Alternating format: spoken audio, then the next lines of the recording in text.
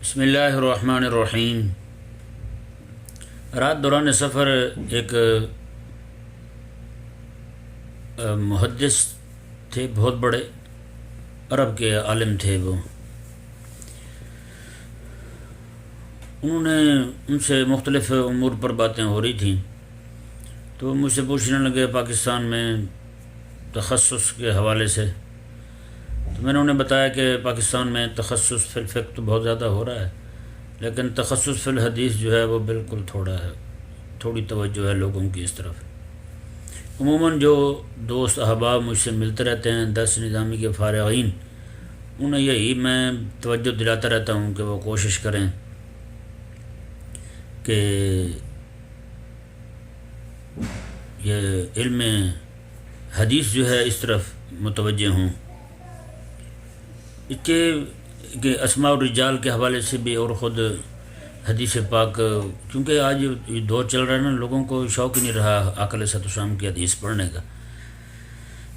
بازاروں میں چلے جائیں تو لوگ جو ہے نا وہ تقریریں، 12 تقریریں، 16 تقریریں، اس طرح کی کتابیں چھاپ بھی رہے ہیں، اور لوگ لینے والے بھی ہیں، ان کی تعداد بھی بہت بڑی ہے۔ وہ بنی ہوئی تقریر جو ہے نا وہ کوئی پتہ نہیں ہوتا کہ بات کہاں سے لی ہے اور کہاں چھوڑی ہے۔ تو اس لیے لوگوں کو کوشش کرنی چاہیے، ہمارے احباب کو، کہ وہ توجہ اپنی اس طرف مبذول کریں حضور علیہ السلام کی حدیث کی طرف۔ حضرت خطیب بغدادی رحمہ اللہ نے اپنی کتاب شریف میں نقل کیے، وہ فرماتے ہیں کہ اللہ تبارک و تعالیٰ جب ارادہ فرماتا ہے نا کسی قوم پر عذاب بھیجنے کے لیے، تو فرمایا جب وہ محدثین کو دیکھتا ہے کہ حضور کی حدیثیں پڑھ بھی رہے ہیں اور پڑھا بھی رہے ہیں، تو اللہ تبارک و تعالیٰ عذاب کا ارادہ تک فرما دیتا ہے۔ یعنی کہ لوگ جو بچے ہوئے ہیں نا، یہ آقا علیہ السلام کی حدیث پاک کی تلاوت اور اس کی قرات کی وجہ سے، اور مدارس دینیہ کی وجہ سے بچے ہوئے ہیں۔ اللہ اکبر۔ انہوں نے دوران گفتگو ایک بات کی کہ وہ کہنے لگے کہ یہ علم جو ہے نا، علم حدیث، انہوں نے کہا یہ علم یتیم ہو گیا ہے، کیونکہ اس علم کے پڑھنے پڑھانے والے وہ بالکل ناپید ہوتے جا رہے ہیں۔ لوگوں کو شوق نہیں رہا اس علم کے پڑھنے کا، بہت کم تعداد ہے، اور لوگ جو ہیں وہ کچھ جانتے بھی ہیں احادیث مبارکہ کے حوالے سے، تو وہ بعض وہی حدیثیں جو اپنے اپنے مسلک کو تائید کرنے والی ہیں، اپنے اپنے مسلک کو تقویت دینے والی ہیں، انہی احادیث پر، روایات پر ان کا سارا زور ہے، وگرنہ باقی کوئی اور حدیث ان کے سامنے رکھ دیں تو وہ ایک دم سے چپ ہو جائیں گے۔ رفع دین کے متعلق اتنی حدیثوں کو سب پتہ ہوگا، یہ فلاں راوی ہے، فلاں ہے، فلاں ہے، سب یاد ہوگا۔ ہاں کوئی اور حدیث اس کے سامنے رکھ دیجیے تو بیچارے خاموش ہو جاتے ہیں، جھانکنے لگتے ہیں اپنی بغلیں۔ تو اس لیے ضروری ہے کہ کریم آقا صلی اللہ علیہ وسلم کی حدیث شریف کا جو علم ہے نا، اس کا احیاء کیا جائے۔ یہ بڑا پرفتن دور ہے، احادیث مبارکہ پر بہت زیادہ حملے ہو رہے ہیں۔ اس ضمن میں چونکہ ابھی میں مکہ شریف میں ہوں، تو اس حوالے سے حضرت سیدنا امام بخاری رحمہ اللہ کہ جو علم حدیث میں ایک مجدد کی حیثیت رکھتے ہیں، حضرت امام بخاری رحمہ اللہ کے جو والد تھے آپ بھی محدث تھے، حضرت سیدنا امام اسماعیل رحمہ اللہ، اور آپ جو ہیں حضرت عبداللہ بن مبارک رضی اللہ تعالیٰ عنہ اور حضرت امام مالک رضی اللہ تعالیٰ عنہ کے شاگرد تھے۔ جیسے حضرت سیدنا یوسف علیہ نبینا و علیہ السلام کریم ابن کریم ہے نا، اسی طرح امام بخاری رحمہ اللہ جو ہیں آپ محدث ابن محدث ٹھہرے۔ آپ بھی محدث ہیں اور آپ کے ابا جی بھی محدث ہیں۔ امام بخاری رحمہ اللہ کے والد ماجد رحمہ اللہ کے جب وفات شریف کا وقت قریب ہے تو آپ نے لوگوں کو جمع کیا اور فرمایا کہ میں پیچھے جو بھی چھوڑ کے جا رہا ہوں، اس میں 1 روپیہ حرام کا ہونا تو دور کی بات ہے، 1 روپیہ مشتبہ بھی نہیں ہے۔ اللہ اکبر کبیرہ۔ جب باپ کی کمائی ایسی ہوگی تو آگے اولاد جو ہیں وہ بھی تو پھر دین کا درد رکھنے والی پیدا ہوگی نا۔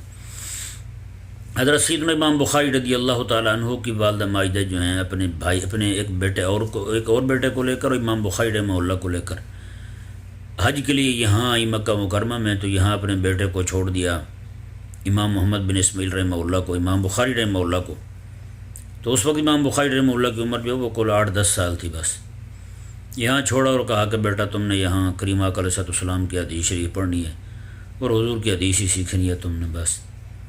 امام بخاری رحمہ اللہ یہاں ٹھہر گئے، اللہ اکبر کبیرہ، اور آقا علیہ السلام کی احادیث مبارکہ سیکھنے لگے۔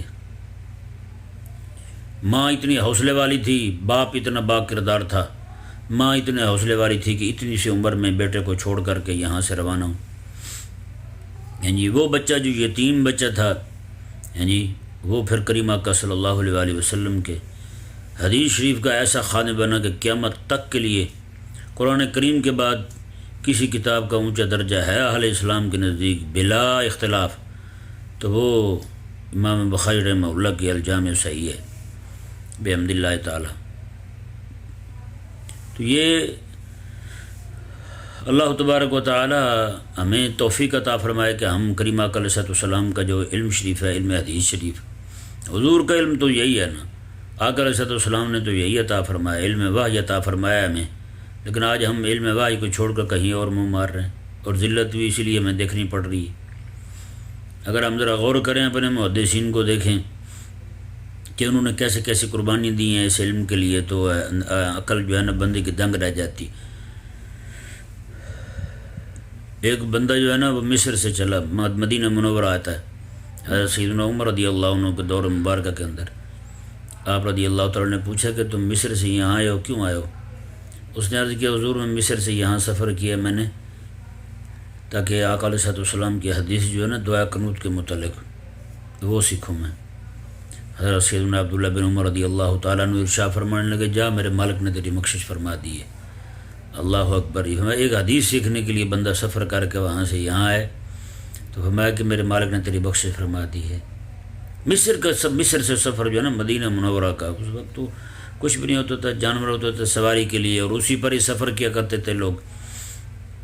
اسی طرح امام مالک رضی اللہ تعالیٰ، امام احمد بن حنبل رضی اللہ تعالیٰ عنہ کو آپ دیکھیں، امام احمد بن حنبل رضی اللہ تعالیٰ عنہ جو ہیں، آپ بغداد معلیٰ میں آپ علم حدیث پڑھتے تھے۔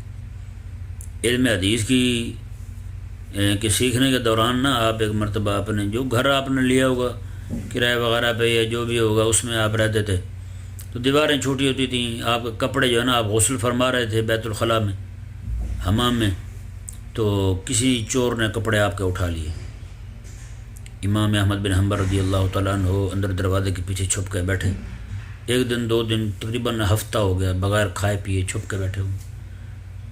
اللہ اکبر کبیرہ۔ امام احمد بن حنبل رضی اللہ تعالیٰ عنہ جب آپ کے درجے کے بچوں نے، آپ کے ساتھیوں نے، ہم مکتب دوستوں نے دیکھا کہ احمد جو ہے کافی دنوں سے غائبی ہے، پتہ کیا آپ نے اندر سے جواب دیا میں کہ یہ معاملہ پیش آیا ہے، تو انہوں نے پھر اپنے ہم مکتبوں سے پیسے جمع کیے، کپڑے خریدے، امام احمد بن حنبل رضی اللہ عنہ کو دیے، آپ نے وہ کپڑے پہنے، تو پھر آپ رضی اللہ تعالیٰ عنہ جا کر کے اپنے درجے میں بیٹھے اور آقا علیہ السلام کی حدیث پڑھنے لگے۔ تو محدثین نے ایسی ایسی قربانیاں دی ہیں، خدا کے لیے اس علم کو زندہ کریں، اپنے بچوں کو حضور کی حدیث پڑھائیں، اپنے بچوں کو کریم آقا علیہ السلام کی حدیث شریف کی طرف لگائیں۔